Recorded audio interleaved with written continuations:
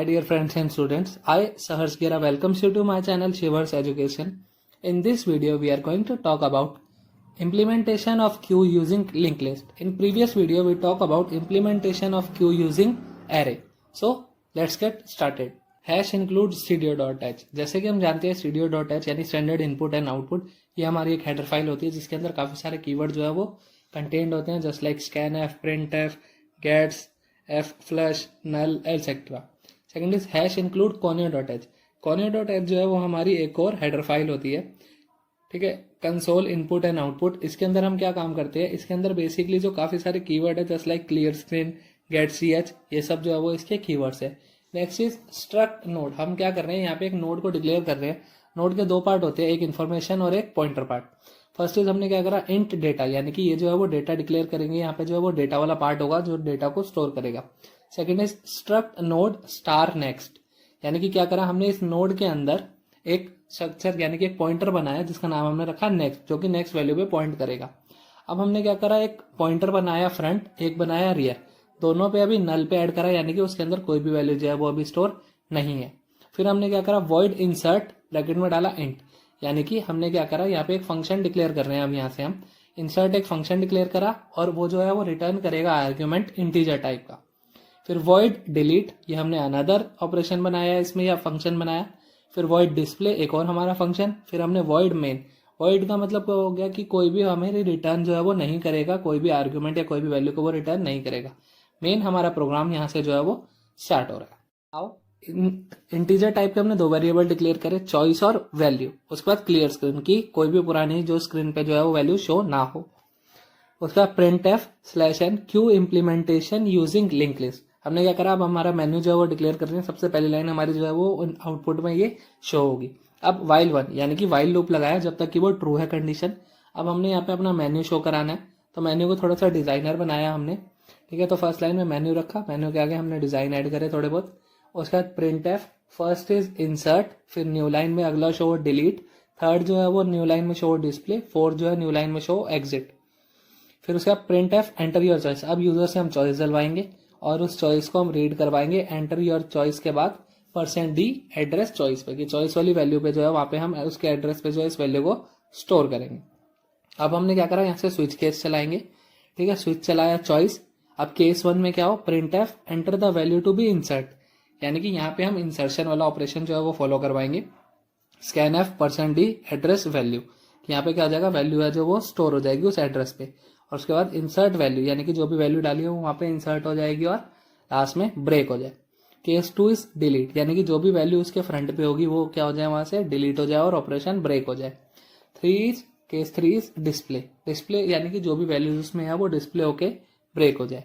Case 4 is exit, कि यहाँ से जो है वो एग्जिट हो जाए और जितने भी वैल्यू है वो रह जाए वहां पे वहीं. फिर default printf wrong selection please try again. इसका क्या मतलब है कि हमें जो वैल्यू जो सिलेक्ट करनी है वो 1 से लेके 4 तक ही करनी है. उसके अलावा अगर हम कुछ भी डालेंगे तो वहां पे शो हो जाए wrong selection and please try again.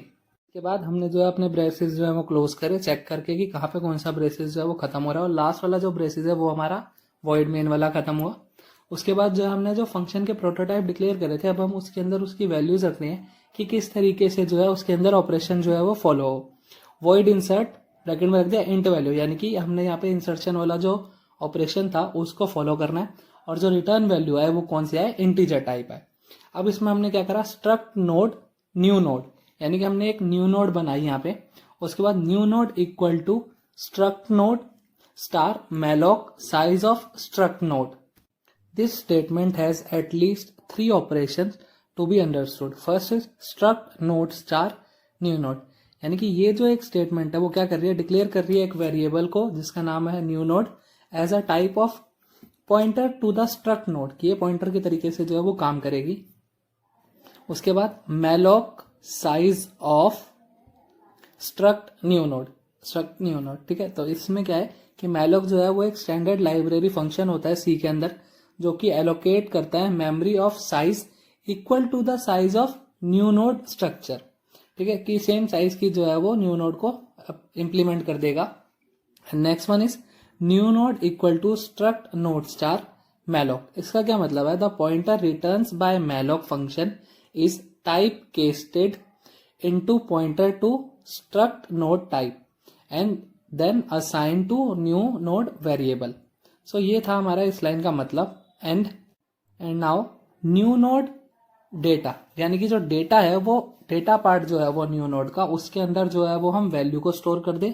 And next part जो है न्यू नोड का, उसके अंदर हम नल को जो है वो ऐड कर दे.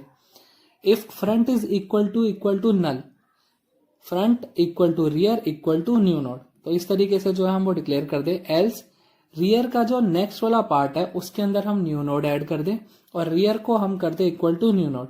तो इस और print F insertion is success. Void delete. अब क्या है, हम जो डिलीट वाला हमने जो फंक्शन बनाया था उसके बारे में हम डिक्लेरेशन कर रहे हैं यहाँ पे पूरी. If front is equal to null, यानी कि फ्रंट जो है वो नल के बराबर है, तो क्या प्रिंट हम कर देंगे print F Q is empty, यानी जो क्यू है वो एम्प्टी है, उसमें कोई भी वैल्यू जो है वो नहीं है. एल्स अगर ऐसा नहीं है तो हमने क्या काम करना है, struct node start temp equal to front. हमने क्या करना है, टेम्प नाम का एक पॉइंटर बना लिया या टेम्प नाम का एक वेरिएबल डिक्लेयर कर लिया, उसके अंदर क्या हमने फ्रंट को जो है वो स्टोर कर लिया. उसके बाद जो फ्रंट है बेसिकली अब हमने क्या करना है, फ्रंट का जो नेक्स्ट वाला पार्ट था उसको हमने जो है वो फ्रंट में स्टोर कर देना है. और print F deleted element %dn temp वाला डेटा, यानी कि जो टेम्प वाला डेटा है वो हमने उसमें ऐड कर दिया कि ये वाला जो एलिमेंट है हमने यहाँ से डिलीट कर दिया. और उसके बाद हम क्या करेंगे, फ्री कर देंगे टेम्प जो हमने बनाया था उसको, यानी कि जो टेम्परेरी वैल्यू हमने बनाई थी उसको हमने फ्री कर दिया. तो जो वैल्यू थी वो क्या हो गई, वहां से फ्रंट वाली जो वैल्यू थी वो वहां से डिलीट हो गई और जो हमारा फ्रंट है वो नेक्स्ट पे पॉइंट कर देगा. Void display. अब हम क्या कर रहे हैं, डिस्प्ले जो हमने एक फंक्शन बनाया था उसके बारे में डिक्लेरेशन कर रहे हैं यहाँ पे पूरी. If front is equal to null, यानी कि फ्रंट जो है वो नल के बराबर है, तो क्या हम प्रिंट कर दे क्यू इज एम्प्टी, कि क्यू जो है वो एम्प्टी है, उसके अंदर कोई भी वैल्यू जो है वो नहीं है. एल्स अगर ऐसा नहीं है तो हम क्या करें, struct node start temp equal to front, यानी कि टेम्प को हमने दोबारा से क्या कर दिया, फ्रंट को जो है वो टेम्प में स्टोर कर दिया. वाइल अब हम यहाँ पे लूप लगाएंगे कि कब तक क्या क्या प्रिंट होता रहे. टेम्प का नेक्स्ट पार्ट जो है वो टेम्प का, वो जब तक नल के बराबर नहीं होता तब हमने क्या करना है, प्रिंट एफ %d. उसके बाद हमने एक थोड़ा सा डिजाइन डाला इसके अंदर. फिर डेटा जो है वो टेम्प, यानी कि डेटा जो है वो टेम्प वाले पार्ट का वो शो हो वहां पे. Temp is equal to temp point next. इसका क्या मतलब है कि जो नेक्स्ट पार्ट है टेम्प का वो हमने अब टेम्प में स्टोर कर दिया. और प्रिंट एफ उसके बाद हमने क्या करा, लास्ट वैल्यू के बाद हमने क्या करा, प्रिंट एफ नल शो कर दिया कि इसके बाद जो है कोई भी वैल्यू हमारे पास डेटा के अंदर नहीं है. तो इस तरीके से जो है ये हमारा प्रोग्राम था कि लिंक लिस्ट के थ्रू हम क्यू को कैसे डेवलप करते हैं. अब हम बात करेंगे इसके आउटपुट की. Q implemented using link list. यहाँ से हमारा मेन्यू जो है वो डिक्लेयर हुआ. उससे पहले हमने जो है ये लाइन प्रिंट कराई थी. अब हमारा मेन्यू डिक्लेयर हुआ. Menu first is insert, second delete, third display and fourth is exit. Enter your choice. यहाँ पे जो है हमने वो यूजर से चॉइस डलवाई. यूजर ने जो है वो 1 चॉइस को सिलेक्ट करा. तो 1 में क्या था हमारा, इंसर्ट ऑपरेशन. तो यहाँ पे क्या शो हुआ, insert enter the value to be insert. तो यहाँ पे यूजर ने जो है सपोज 10 एंटर करा, तो 10 जो है वो फर्स्ट वैल्यू जो है वो डिक्लेयर हो गई यहाँ पे और लिखा हुआ आ गया insertion is successful. Now again जो है हमारा वो मेन्यू शो हुआ. उसके बाद एंटर योर चॉइस. यूजर ने अगेन 1 सिलेक्ट करा. 1 का मतलब क्या था, हमने क्या करा, वैल्यू को उसमें ऐड कर दिया, यानी कि 20 जो है वो इंसर्ट कर दिया.